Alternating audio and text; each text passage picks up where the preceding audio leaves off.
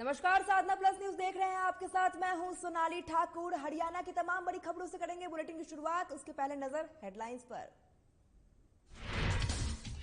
यमुनानगर में girls college में शिक्षण सम्मान समारोह का हुआ आयोजन। शिक्षा मंत्री कंवरपाल गुर्जर रहे कार्यक्रम में मुख्य अतिथि। कंवरपाल ने कहा, राष्ट्र के निर्माण में रही शिक्षक की अहम भूमिका। टोक्यो पैरालंपिक में खेल मंत्री की प्रतिक्रिया। कहा, खिलाड़ियों का टोक्यो पैरालंपिक में रहा शानदार प्रदर्शन। अकेले हरियाणा के खिलाड़ियों ने जीते 6 मेडल। जेजेपी ने अपने संगठन का किया विस्तार। पंचायत राज प्रकोष्ठ की हुई नियुक्ति। पंचायत राज प्रकोष्ठ में बनाए गए 20 जिलाध्यक्ष। चौधरी ओम प्रकाश चौटेला ने प्रदेश सरकार पर साधा निशाना। महंगाई और बेरोजगारी को लेकर साधा निशाना। कहा, प्रदेश में बढ़ रही है बेरोजगारी का दर। और मुजफ्फरपुर नगर में कल किसानों का महापंचायत में अंबाला के किसान भी होंगे शामिल। महापंचायत में अंबाला के 20,000 किसान आने की उम्मीद। चलिए बुलेटिन शुरुआत करेंगे। हरियाणा के शिक्षा मंत्री कंवरपाल गुर्जर ने मोंगा में किसानों पर हुए लाठीचार्ज को लेकर प्रतिक्रिया दी है। शिक्षा मंत्री ने कहा है कि अब पंजाब में मुख्यमंत्री को स्पष्टीकरण देना चाहिए। उन्होंने कहा है कि कोई भी सरकार मजबूरी में लाठीचार्ज करती है।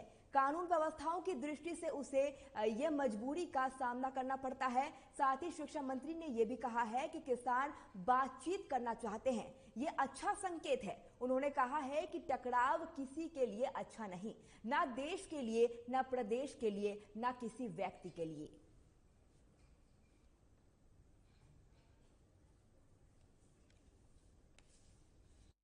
पंजाब के माननीय मुख्यमंत्री जो है उनसे ही पूछना चाहिए कि जो पहले बयान दे रहे थे उसका अब उनका क्या प्रतिक्रिया है। मेरा मानना है कि लाठीचार्ज कोई अच्छी बात नहीं है।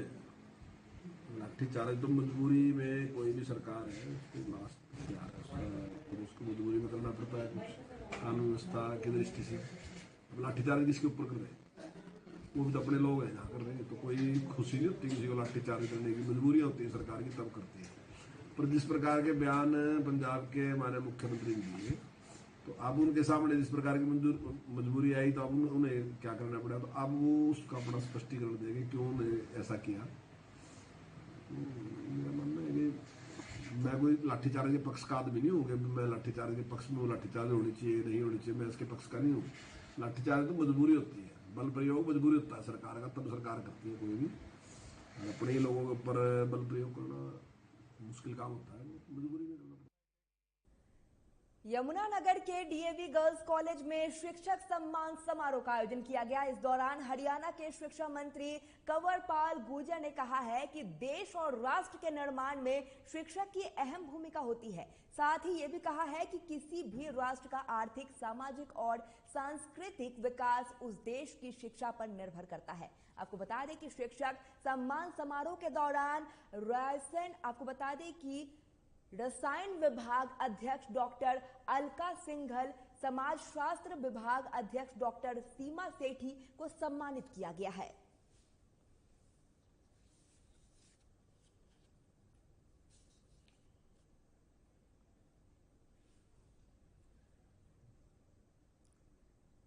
प्रदेश के खेल मंत्री संदीप सिंह ने टोक्यो पैरालंपिक में लेकर बयान दिया है। उनका कहना है कि आपको बता दें कि हरियाणवी खिलाड़ियों का टोक्यो पैरालंपिक में शानदार प्रदर्शन रहा है।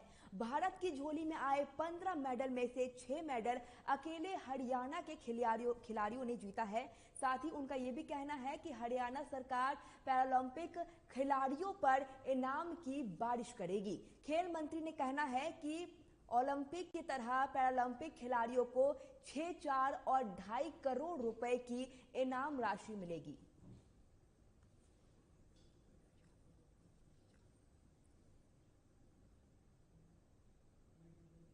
देखिए, बहुत अच्छी खुशी की खबर है पूरे देश भर के खिलाड़ियों के लिए, देश भर के लोगों के लिए कि पैरा ओलंपिक्स में जैसे जिस तरीके से हमारे 7 मेडल एबल ओलंपिक्स में आए, उसी तरीके से आप देखें 7 से भी ज्यादा 15 मेडल पैरा ओलंपिक्स में आने।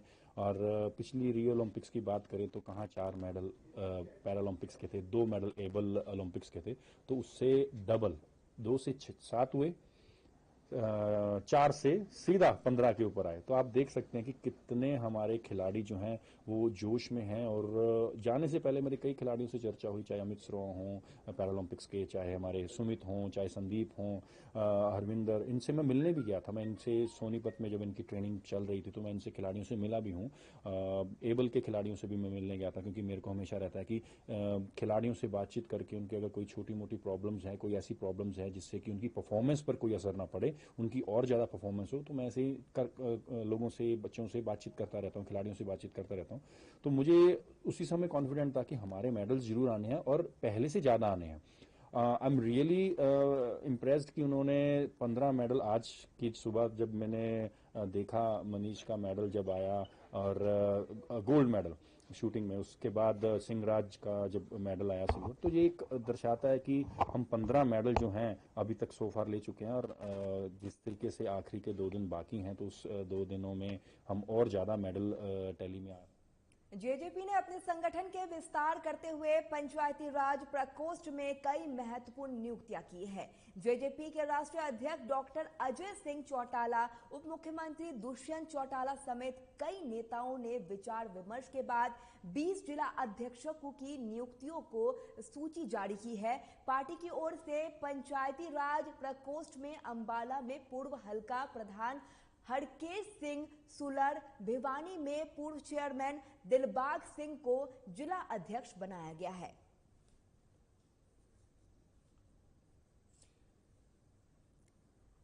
आपको बता दें कि जेजेपी ने अपने संगठन में विस्तार करते हुए पंचायती राज प्रकोष्ठ में कई महत्वपूर्ण नियुक्तियां की हैं।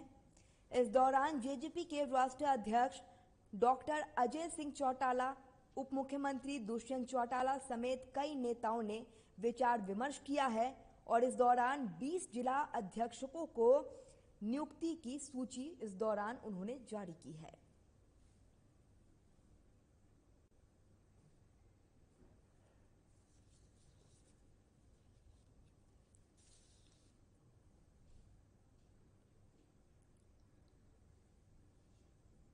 इनलो सुप्रीमो चौधरी, आपको बता दें, ओम प्रकाश चौटाला ने पंचकुला जिले के कार्यकर्ताओं के साथ बैठक की है। इस दौरान उन्होंने प्रदेश में बढ़ती महंगाई, बेरोजगारी को लेकर प्रदेश की गठबंधन सरकार पर तीखे प्रहार किए हैं। उन्होंने कहा है कि प्रदेश में बेरोजगारी का दर बढ़ रहा है। साथ ही यह भी कहा है कि सरकार की नीतियों से देश में किसान बेहाल है। सरकार आपको बता दें कि कुंभकर्ण की नींद सो रही है, ये एक बड़ा बयान है उनके तरफ से। और ये खबर आपको हम बता रहे हैं पंचकुला की तरफ से, जहां पर इनलो सुप्रीमो चौधरी ओम प्रकाश चौटाला ने पंचकुला जिले के कार्यकर्ताओं के साथ बैठक की और इस दौरान उन्होंने साफ कहा है कि सरकार कुंभकर्ण की नींद सोई हुई है, किसान लगातार परेशान है।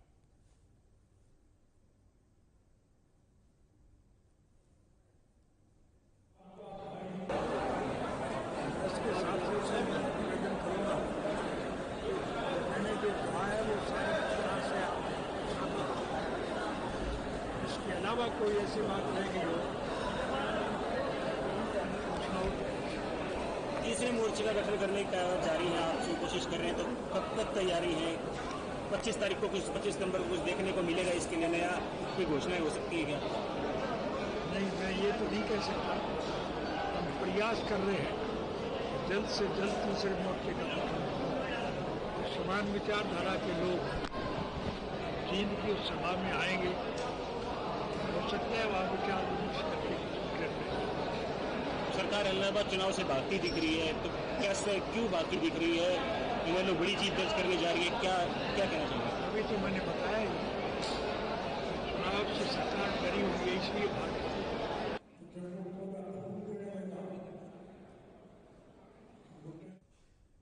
इनलो सुप्रीमो चौधरी ओम प्रकाश चौटाला ने पंचकुला जिले में कार्यकर्ताओं के साथ बैठक की है, उसकी तस्वीर आप देख रहे हैं। इस दौरान उन्होंने बढ़ती महंगाई, बेरोजगारी को लेकर गठबंधन सरकार पर तीखे प्रहार किए हैं। साथ ही इस दौरान उन्होंने बेरोजगारी की भी बात की है और साथ ही इस दौरान उनका यह भी कहना है कि सरकार की नीतियों से देश में किसान परेशान है, लेकिन सरकार जो है वो कुंभकर्ण की नींद में सोई हुई है।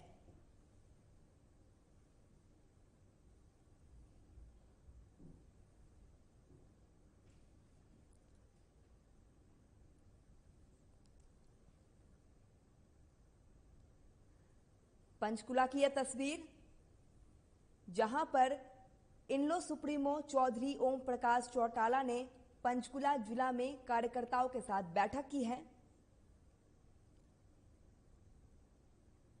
तस्वीरों में आप देख सकते हैं किस तरीके से बैठक की गई है और इस दौरान कई मुद्दों पर चर्चा हुई। साथ ही गठबंधन सरकार पर हमला भी किया गया है, उनके द्वारा हमला भी किया गया है और इस दौरान उन्होंने बढ़ती महंगाई, बेरोजगारी को लेकर गठबंधन की सरकार पर हमला किया है।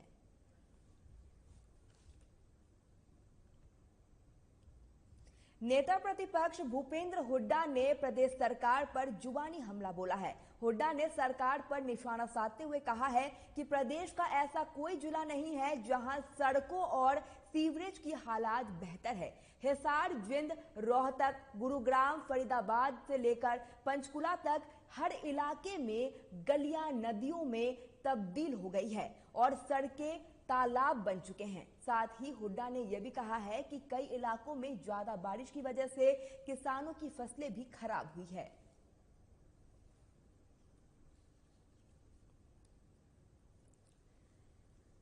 भूपेंद्र हुड्डा ने प्रदेश सरकार पर हमला बोला है। उनका कहना है कि प्रदेश का ऐसा कोई जिला नहीं है जहां पर सड़कों और सीवरेज की हालात बेहतर हो। इस दौरान उनका यह भी कहना है कि हिसार, जिंद, रोहतक, गुरुग्राम, फरीदाबाद से लेकर पंचकुला तक हर इलाके में गलियां नदियों में तब्दील हो गई है। साथ ही सड़कें तालाब बन चुके हैं। साथ ही हुड्डा ने यह भी कहा है कि कई इलाकों में ज्यादा बारिश की वजह से किसानों की फसल भी खराब हो चुकी है। नेता प्रतिपक्ष है भूपेंद्र हुड्डा, जिन्होंने सरकार पर हमला बोला है।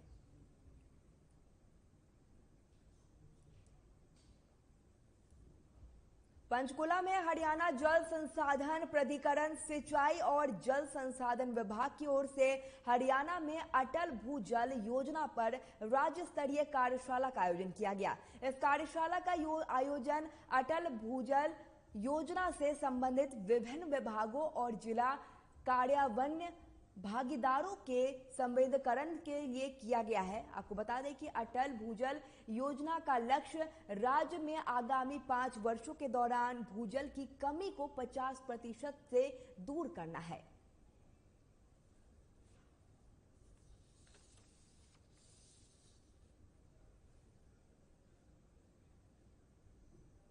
जल योजना वर्ल्ड बैंक से यहाँ लागू हो रही है। ये 14 डिस्ट्रिक्ट्स में है और 2000 से भी ज़्यादा गांवों पे ये लागू होगी। ये वाटर का सर्वे करेंगे और गांव में अवेयरनेस और बिहेवियरल चेंज लाएंगे।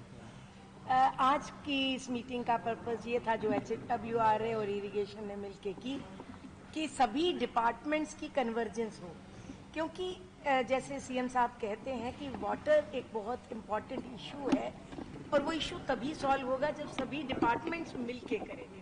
तो HWRA एक कोऑर्डिनेशन का एक सिस्टम बनाने की प्रयास कर रहा है, ताकि सभी जब फील्ड में ये सब NGOs जो सिलेक्ट हुए हैं, जब वो फील्ड में जाएं तो एटलीस्ट उनको एक सपोर्ट मिले और सभी डिपार्टमेंट्स मिलके वाटर के इशू को सॉल्व करें। वाटर डिप्लेशन एक बहुत बड़ा इशू है और कई जगहों पे तो 2-2 मीटर भी पानी हर वर्ष हर गांव में, कई गांव में जा रहा है। तो पर्पस यही है कि हम उस इशू को सॉर्ट आउट करें।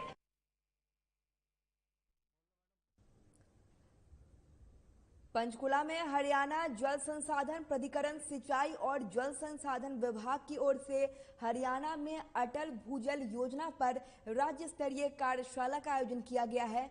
इस कार्यशाला का आयोजन अटल भूजल योजना से संबंधित विभिन्न विभागों और जिला, आपको बता दें, के द्वारा किया गया है। साथ ही अटल भूजल योजना का लक्ष्य राज्य में आगामी 5 सालों के दौरान भूजल की कमी को 50% तक दूर करना है। पंचकुला की यह तस्वीर, जहां पर हरियाणा जल संसाधन प्राधिकरण, सिंचाई और जल संसाधन विभाग की ओर से हरियाणा में अटल भूजल योजना पर राज्य स्तरीय कार्यशाला का आयोजन किया गया है। मुजफ्फरनगर में कल किसान की महापंचायत होने वाली है। किसान महापंचायत में अंबाला से 15 से 20 हजार किसानों के जाने की जताई जा रही है। किसानों नेताओं का कहना है कि ये महापंचायत इतिहास की सबसे बड़ी महापंचायत होगी। साथ ही किसान नेताओं ने यह भी कहना है कि यूपी में होने वाले चुनावों में बीजेपी को हराने के मकसद से ये महापंचायत की जा रही है।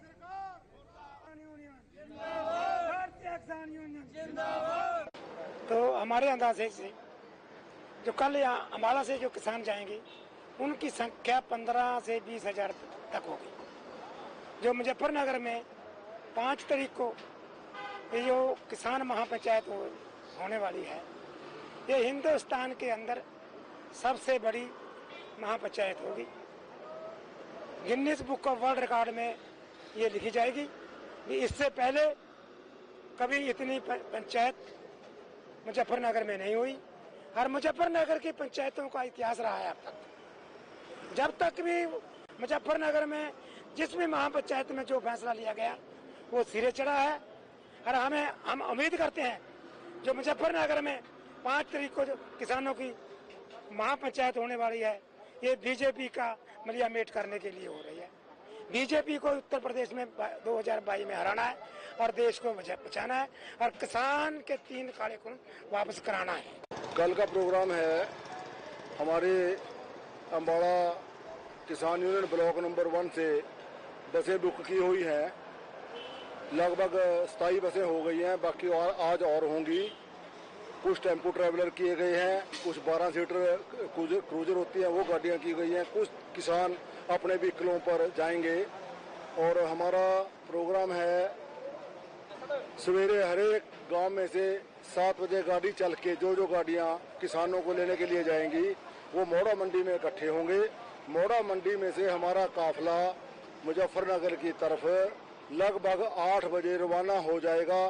आपके चैनल के माध्यम से जो भी अम्बाड़ा जिला के किसान मेरी आवाज को सुन रहे हैं उनसे निवेदन है कि अब वो अपनी गाड़ियां गांवों में से ऐसे निकालें ताकि आप 7:30 बजे के लगभग मोड़ा अनाज मंडी में पहुंच जाओ और उसके बाद तरतीबवार गाड़ियों को आपको लंगर वगैरह छका के वहां से हम मुजफ्फरनगर की तरफ रवाना हो सकें। और सभी किसान भाइयों का बहुत बहुत शुक्रिया जिन्होंने अपने अपनी जेब से ये किराया देकर गाड़ियां करके अपने अपने गांवों में से किसान आंदोलन को नया प्रारूप देने के लिए मुजफ्फरनगर रैली में जाने के लिए प्रण किया और अपने खर्चे पर जा रहे हैं। रेवाड़ी जिला की नगरपालिका धारूहेड़ा और महेंद्रगढ़ जिला की अटली मंडी नगरपालिका के 5 वार्डों के अधिकार क्षेत्र में 12 सितंबर को उपचुनाव होने हैं। इसको लेकर हरियाणा सरकार ने इन दिनों अवकाश की घोषणा की है जिससे उन क्षेत्र में वोटर अपना वोट डाल सके। एक सरकारी प्रवक्ता ने इस बारे में जानकारी देते हुए बताया है कि राज्य चुनाव आयोग की ओर से 12 सितंबर को उपचुनाव करवाना निश्चित किया है।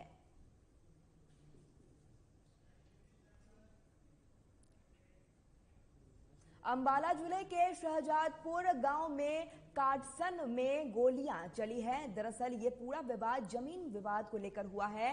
इस विवाद में इतना तूल पकड़ लिया है कि फायरिंग का रूप ले लिया। आपको बता दें कि इस पूरे विवाद में 2 व्यक्ति घायल हो चुके हैं। दोनों लोगों को पंचकुला के सेक्टर 6 नागरिक अस्पताल में भर्ती कराया गया है। साथ ही पुलिस ने मामले की जांच शुरू कर दी है।